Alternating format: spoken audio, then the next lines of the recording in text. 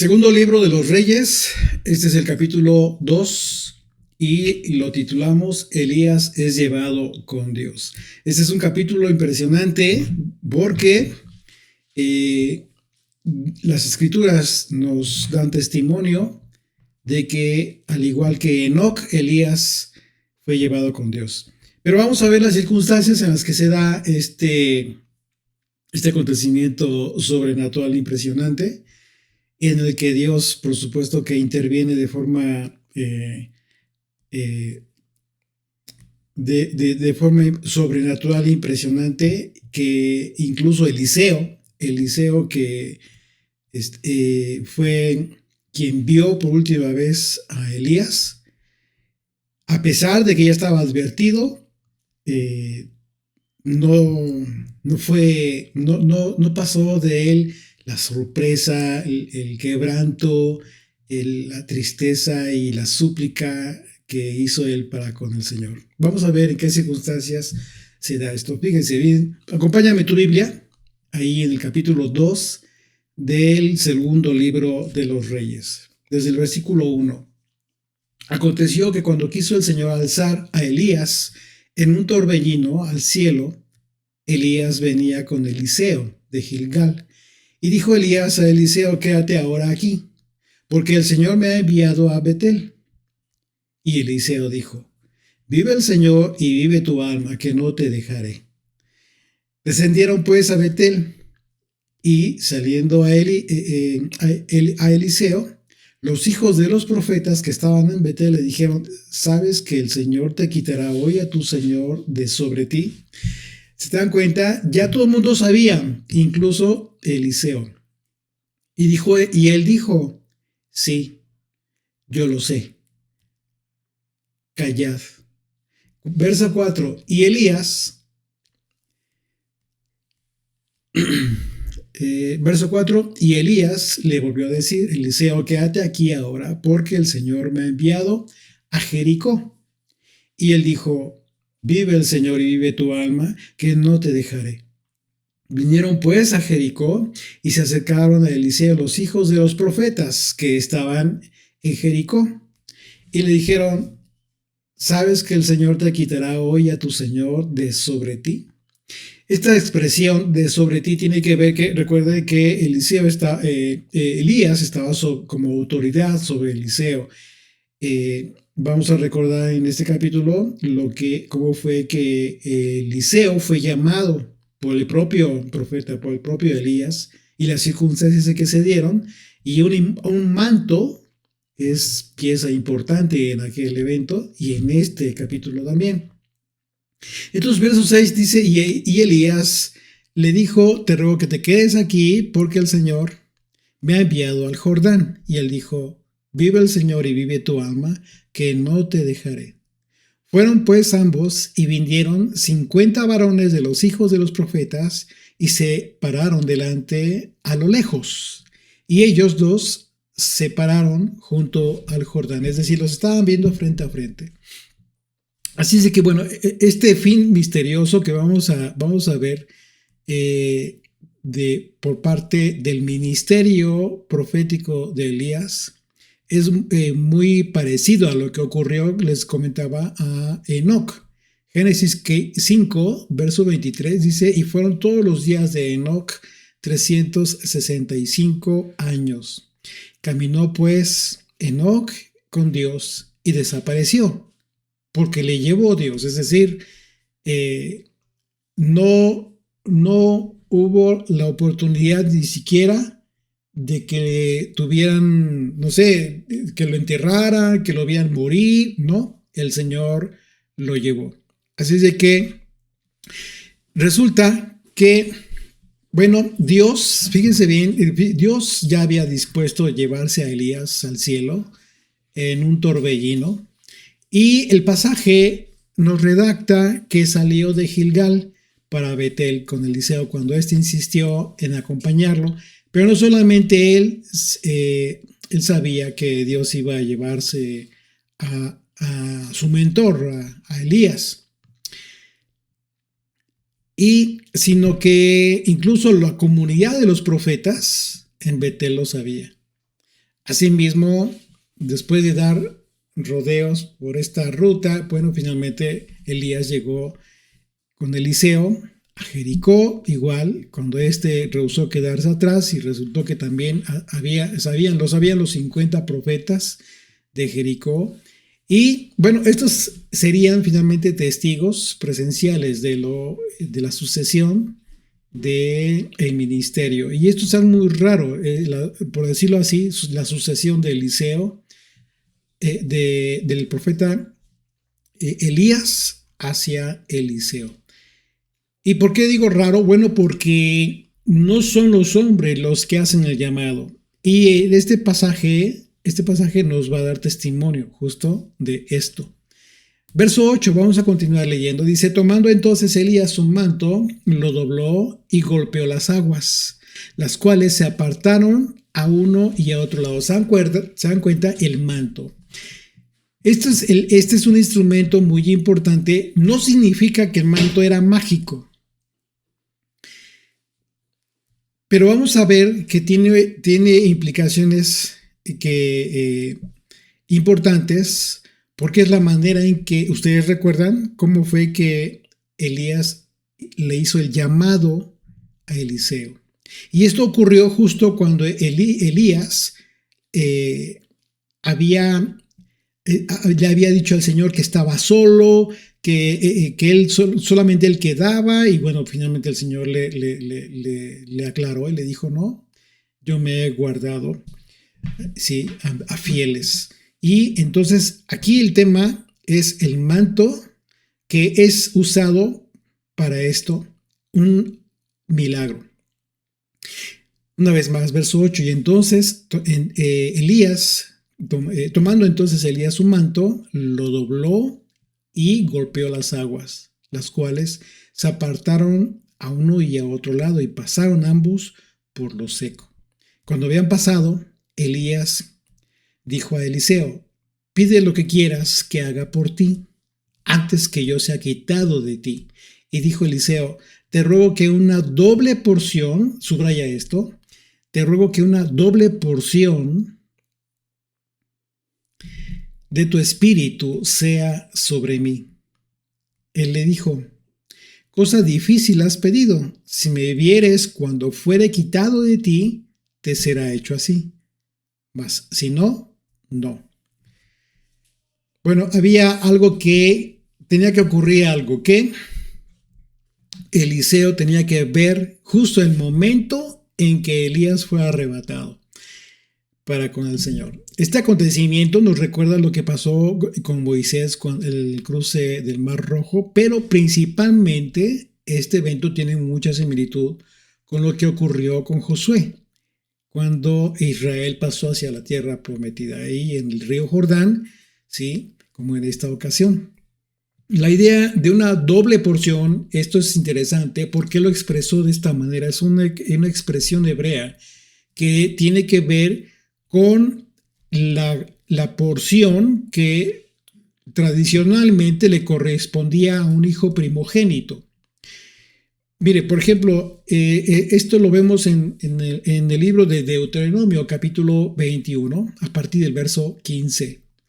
Dice, si un hombre tuviere dos mujeres, la una amada y la otra aborrecida, y la amada y la aborrecida le hubieran dado hijos, y el hijo primogénito fuera de la aborrecida, esto es un ejemplo para entender el tema de la primogenitura. Dice, si fuera el caso de que de la aborrecida fuera el primogénito, verso 16, en el día que hiciere heredar a sus hijos lo que tuviere, no podrá dar el derecho de primogenitura al hijo de la amada, es decir, aunque hubiera sido el primero del hijo de la amada, con preferencia al hijo de la aborrecida, que es primogénito. Mas al hijo de la aborrecida reconocerá como primogénito, para darle el doble de lo que correspondiere a cada uno de los demás, porque él es el principio de su vigor y suyo es el derecho de la primogenitura. Entonces, vemos aquí en este mandamiento, el mandamiento nos está diciendo es en esencia la importancia que en ese tiempo tenía el ser un hijo primogénito,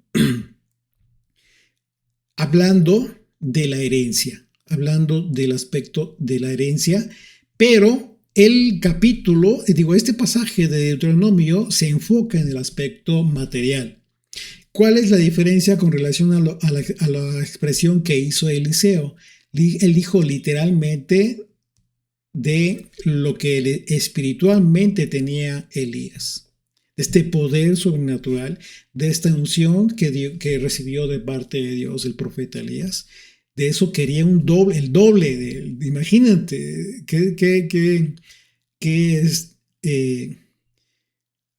qué anhelo de servir a Dios. ¿Por qué lo digo de esta manera? Porque no se trataba, Eliseo para este entonces ya entendía perfectamente cuáles eran las implicaciones del servicio a Dios. Él sabía perfectamente qué tipo de vida era la de un profeta en ese tiempo, difícil. Y con todo lo que se tenía que enfrentar, confrontando a los reyes, a todas aquellas personas que estaban viviendo y llevando al pueblo en contra de la voluntad de Dios. Era un trabajo impresionante, imagínate, el doble. Era justo lo que estaba pidiendo Eliseo. Entonces el sentido de la expresión de Eliseo tuvo que ver con lo que él consideró como algo a lo que tenía derecho por considerarse hijo espiritual del profeta Elías en cuanto a su ministerio.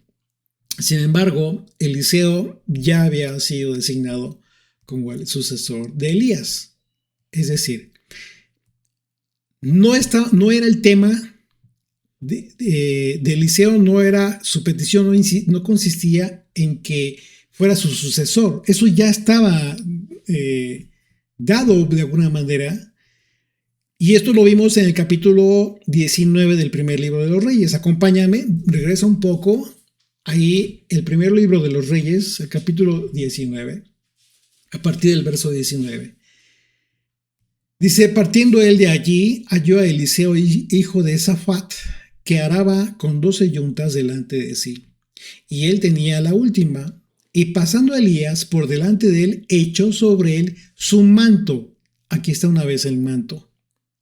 Entonces te das cuenta de las implicaciones simbólicas que tenía el uso de este manto. Recordemos que el manto que usaban los profetas tenía que ver con santidad. Y dice el verso 20, entonces, dejando él los bueyes, vino corriendo en pos de Elías y dijo, te ruego que me dejes besar a mi padre y a mi madre y luego te seguiré. Y él dijo, ve, vuelve, ¿qué te he hecho yo? Verso 21, y se volvió y tomó un par de bueyes y los mató, y con el arado de los bueyes coció la carne y la dio al pueblo para que comiesen. Después se levantó y fue tras Elías y le servía. Entonces, a partir de este momento, pues ya le estaba sirviendo a Elías, y de alguna manera Eliseo ya había tenido una formación para este entonces en el ministerio. Así es de que esta petición de Eliseo fue una petición de poder sobrenatural, espiritual, para cumplir con el llamado que ya había recibido.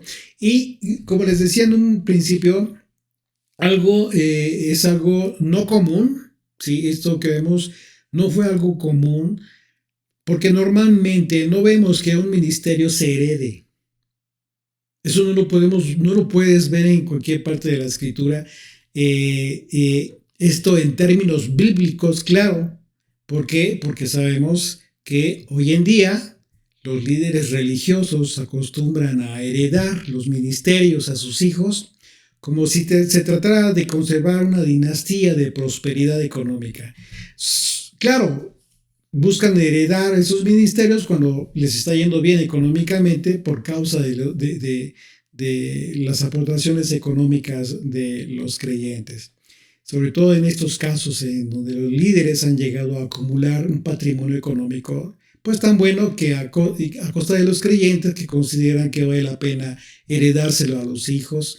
Y todo esto pues llega a ser incluso totalmente vergonzoso, porque hay casos en los que los hijos pues ni siquiera tienen un interés legítimo en ejercer este trabajo, cuando menos un trabajo remunerado, ni siquiera les interesa, pero los padres ahí están, ¿no? Insistiendo, y en ocasiones eso se vuelve vergonzoso. En el caso de Eliseo, como lo vemos, a- a- vamos a constatarlo más adelante por las propias escrituras, él no pidió heredar ningún patrimonio económico, de hecho, sino que pidió continuar sirviendo a Dios como lo hizo Elías. Y esto es lo interesante. Esto es lo interesante porque en aquellos tiempos, un profeta, la vida de un profeta era muy difícil, muy difícil. No era algo que cualquier persona pudiera eh, anhelar con un corazón sincero. De modo que Eliseo deseaba pues ser el legítimo sucesor como encargado de los profetas y tener un ministerio que se caracterizara precisamente por este poder enérgico que caracterizó a Elías. Y así es de que Elías reconoció que en un momento dado pues, le estaba pidiendo mucho a él, ¿no? A él, pues claro, para Dios no hay nada imposible. Pero finalmente le dijo, en caso de que él lo vea irse, pues sí, sí se le concedería. Pero ¿por qué lo dijo esto el profeta? Porque es obvio que el profeta tenía una conexión muy íntima con Dios. Entonces no fue la voluntad propiamente de Elías, era obviamente la voluntad de Dios. Una vez más, independientemente de lo que pidió Eliseo, confirmamos que el llamado de un ministerio solo puede ser confirmado por Dios y jamás por los hombres. Entonces, no es tanto como que heredó el ministerio, esto simplemente por la vida, por el anhelo, por el corazón de Eliseo, Dios le confirmó esta petición, porque era el anhelo de su corazón sincero de parte de Eliseo. Dice el verso 11, y aconteció que yendo ellos y hablando, he aquí un carro de fuego con caballos de fuego apartó a los dos, los separó. Y Elías subió al cielo en un torbellino. Viéndolo Eliseo, clamaba, Padre mío, carro de Israel y su gente de a caballo. Y nunca más le vio. Y tomando sus vestidos, los rompió en dos partes. Entonces, Eliseo desgarró sus ropas en una expresión de profundo pesar, y gritó como en desesperación, dolor y congoja. Es probable que el fuego aquí que se describe simbolice la presencia de Dios, por supuesto. El carro y sus caballos de fuego que separaron a los dos hombres nos recuerda la columna de fuego que guió a Israel en el camino por el desierto, y la forma en que esa columna en un momento dado fue una barrera de separación entre el pueblo de Israel y los egipcios que venían persiguiéndolos. Así es de que, bueno, con frecuencia en las escrituras vemos que un torbellino se asocia con la venida del Señor, como en el momento en que Dios habló con Job, por ejemplo. Job capítulo 40, verso 6 dice, respondió el Señor a Job desde el torbellino y dijo, cíñete ahora como varón tus lomos y yo te preguntaré y tú me responderás. Y a partir de ese momento se hace un diálogo ahí súper interesante, en donde el Señor le hace ver la grandeza y el poder de Dios sobre toda su creación. Entonces esa ida de Elías sorprendente fue un adelanto de lo que más adelante se conocería como la transfiguración de Yeshua, en donde aparece Elías con Moisés, y del ministerio profético parecido de Juan el Bautista, como un precursor del Mesías que conllevó una misión celosa de la predicación del arrepentimiento. Así es de que, pues bueno, dice el verso 13, continuamos. Alzó luego el manto de Elías que se le había caído, el mismo manto, una vez más. Y fíjense lo que hizo, dice, y volvió y se paró a la orilla del Jordán. Verso 14. Y tomando el manto de Elías que se le había caído, golpeó las aguas y dijo, ¿dónde está el Señor, el Dios de Elías? Y así que hubo golpeado del mismo modo las aguas, se apartaron a uno y a otro lado, y pasó Eliseo. Entonces, usando este manto de Elías para partir las aguas del Jordán, Eliseo regresó a la comunidad de los profetas de Jericó, y este acto de cruzar el río de la misma manera que lo hizo Elías y Eliseo cuando cruzaron los dos, fue la primera confirmación pública, por decirlo así, de que Eliseo efectivamente sería el heredero del poder y autoridad espiritual del profeta Elías. La capa que que Eliseo usó para señalar que en su momento primero Elías usó para designar o para hacer el llamado de Eliseo, como lo vimos en el primer libro de los Reyes, como su discípulo y después como sucesor, que después fue usada para abrir paso en el río Jordán, pues fue un acto de poder del Espíritu de Dios, y aquellos profetas, al arrodillarse delante de él, lo reconocieron como legítimo sucesor de Elías y como su líder en consecuencia. Fíjense lo que pasó, verso 15. Viéndole los hijos de los profetas que estaban en Jericó al otro lado, dijeron, el espíritu de Elías reposó sobre Eliseo. Ellos fueron testigos de lo que sucedió en el Jordán, y vinieron a recibirle y se postraron delante de él. Fíjense qué impresionante. Y dijeron, he aquí, hay con tus siervos 50 varones fuertes. Vayan ahora y busquen a tu Señor. Quizás lo ha levantado el Espíritu de Dios y lo ha echado en algún monte o en algún valle. Y él les dijo, no enviéis. Mas ellos le importunaron, le insistieron, hasta que, avergonzándose, dijo, enviad. Entonces ellos enviaron 50 hombres, los cuales lo buscaron 3 días, mas no lo hallaron. Y cuando volvieron a Eliseo, que se había quedado en Jericó, él les dijo, no os dije yo que no fueseis. Es decir, ya quizás no quiso.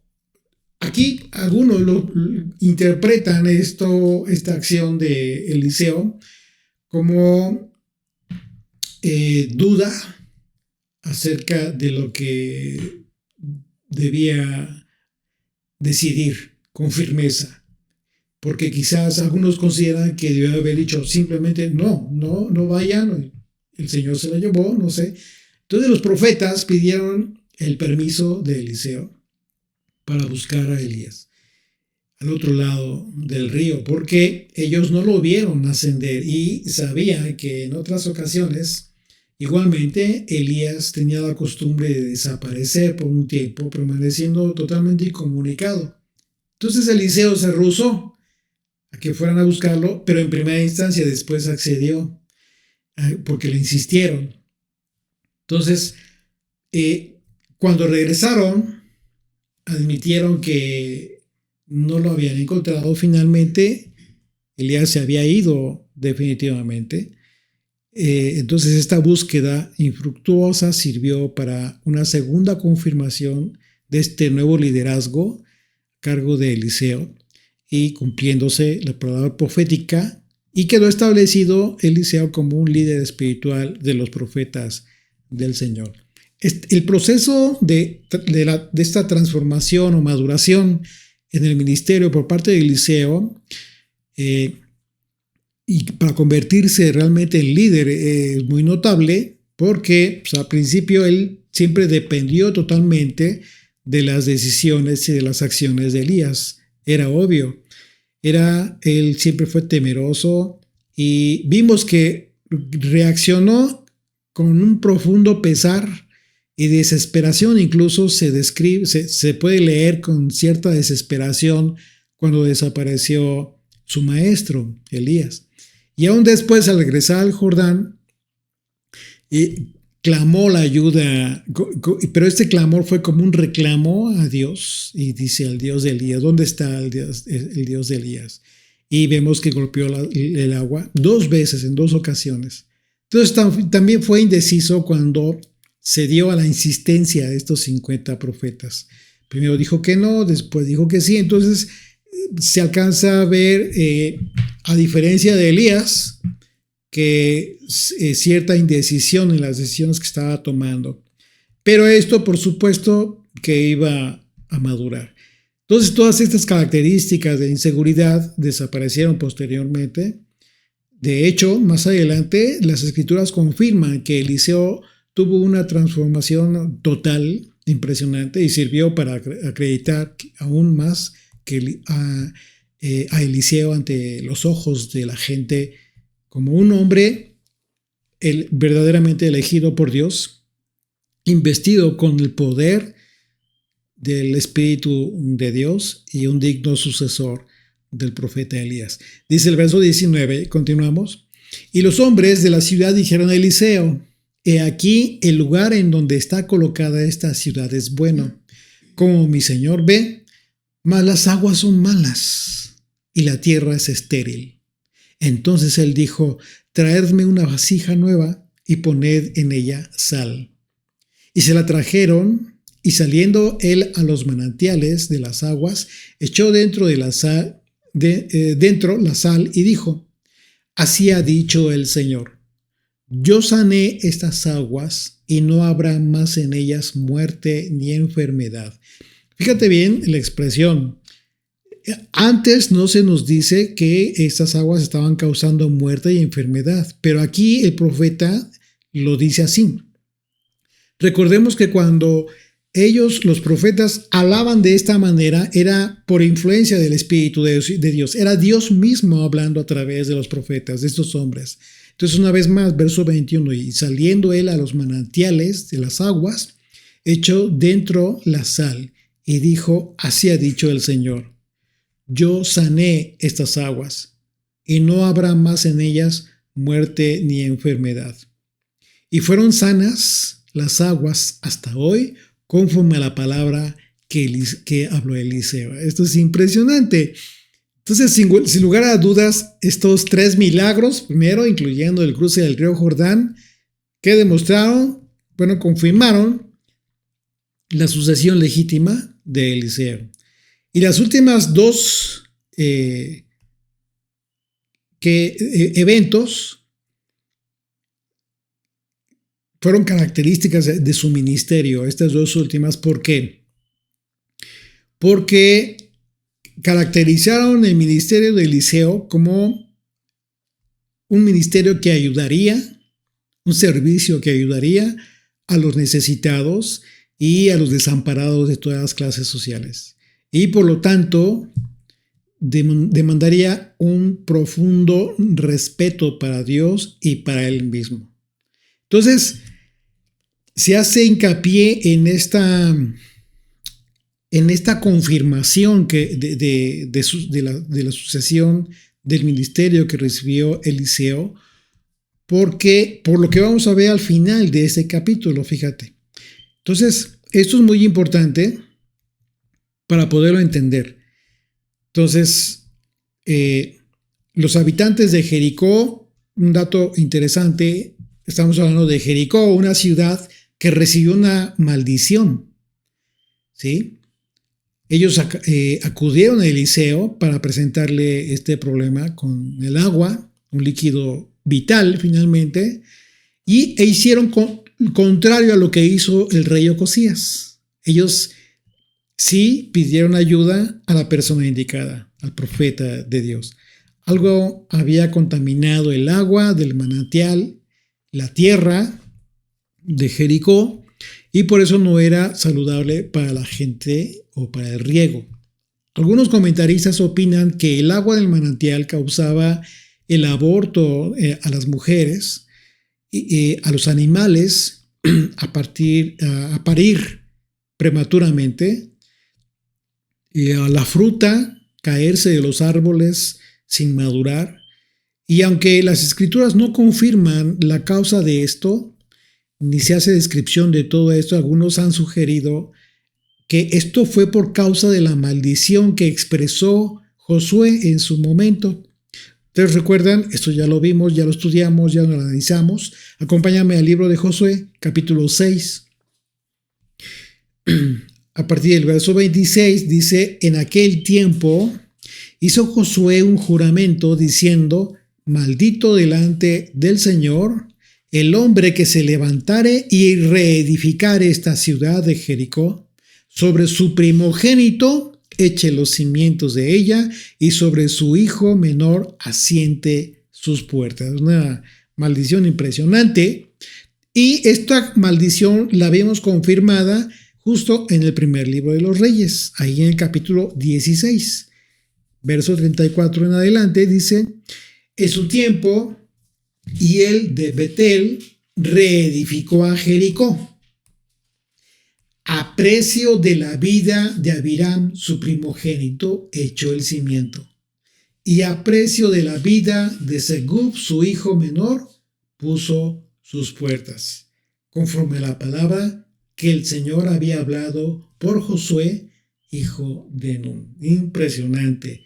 Se cumplió el juicio en aquel tiempo, pero para este tiempo de Eliseo, pues bueno, la tierra seguía con maldición. Esto era una maldición para todo aquel que estaba habitando esta tierra. Así es que, conforme lo pidió Eliseo, le llevaron esta vasija nueva con sal, la cual arrojó en el agua diciendo palabras de Dios, y fueron purificadas las aguas, fueron sanadas. Y esto que te recuerda, las aguas de Mara, justo cuando Israel iba saliendo de Egipto, que tenían sed, comenzaron a reclamar, comenzaron a decir: tenemos sed, ¿para qué nos sacó el Señor? Si vamos a morir en el desierto. Moisés consultó a Dios y el Señor le dijo: tira aquel madero al agua para que las aguas sean dulces. Y efectivamente, el agua fue sanada igualmente, igual que en esta ocasión. Y bueno, también estudiamos ese capítulo impresionante, hermoso, que nos recuerda el madero de Jesucristo. Entonces, todo este acontecimiento pues es muy semejante a aquellos momentos que vivió Moisés también. Verso 23. Fíjense bien lo que sucedió. Dice: después subió de allí a Betel, y subiendo por el camino salieron unos muchachos de la ciudad y se burlaban de él, diciendo: calvo, sube, calvo, sube. Y mirando él atrás, los vio y los maldijo en el nombre del Señor.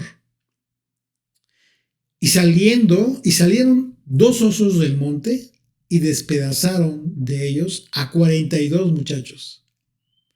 De allí fue al monte Carmelo y de allí volvió a Samaria.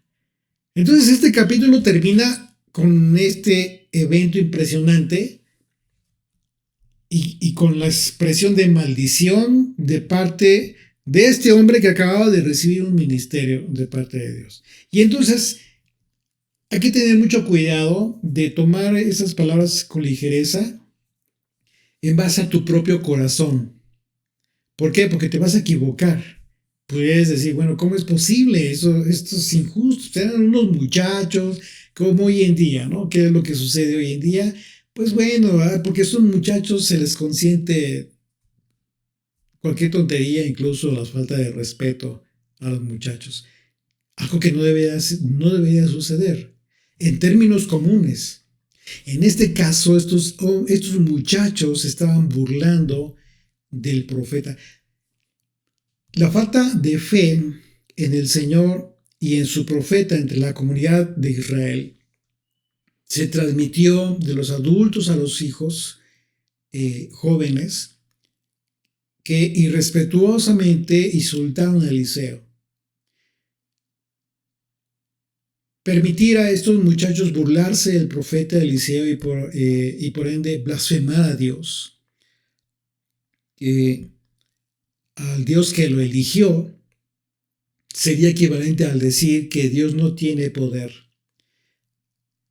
Fue algo parecido a lo que pasó con los capitanes de los 50 que ofendieron a Elías y que en consecuencia cayó fuego del cielo y los consumió. ¿Recuerdan? Cuando el rey Acab ordenó que fueran a traer al profeta. ¿Qué fue lo que pasó? Pues aquí el problema es que no estaban respetando al profeta. Y si no estaban respetando al profeta, no estaban respetando a Dios. Y estudiamos en aquel entonces, no fue acá, fue Ocosías.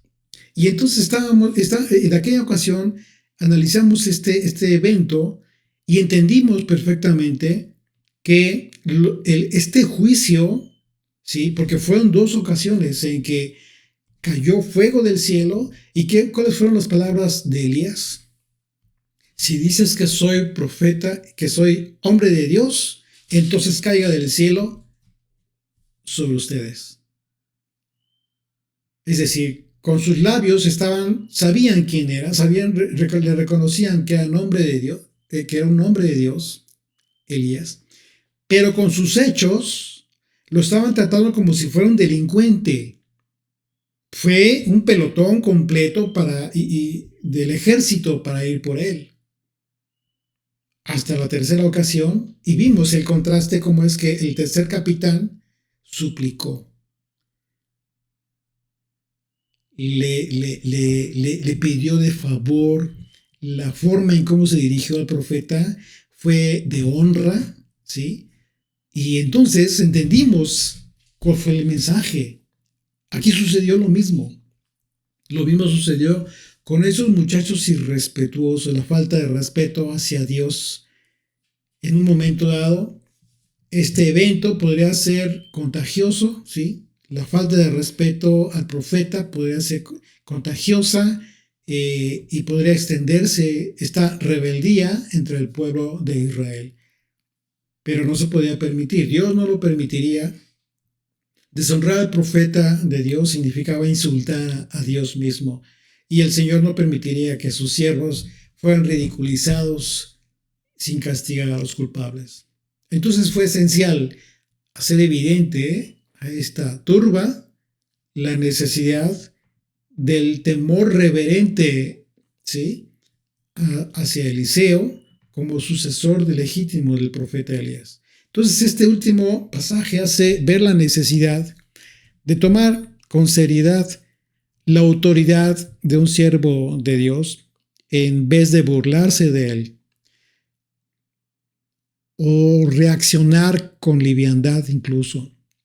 De ninguna manera fue una coincidencia que aparecían estos osos, salieran y despedazaran a estos muchachos, sino que esos osos en realidad fueron agentes, ¿sí?, para implantar la palabra profética de maldición, tal cual la había expresado Eliseo en ese momento. De este incidente aprendemos que debemos aceptar con seriedad la autoridad de las palabras de los profetas de Dios. Cuando tú conoces las profecías, ¿sí?, ya sea porque las lees, porque alguien te las enseña, las entiendes, debes tomarlas con seriedad, con respeto. Las palabras de los profetas, las palabras de Yeshua, el maestro, ¿sí?, y las enseñanzas de los apóstoles. Porque todos ellos fueron hombres de Dios, a excepción del Hijo de Dios, Jesucristo, Yeshua, el Mesías. Todos ellos investidos de poder y autoridad espiritual para el bien de todos nosotros. Así es de que tengamos en cuenta esta honra y este respeto que debemos tener para todo siervo del Señor. Amén.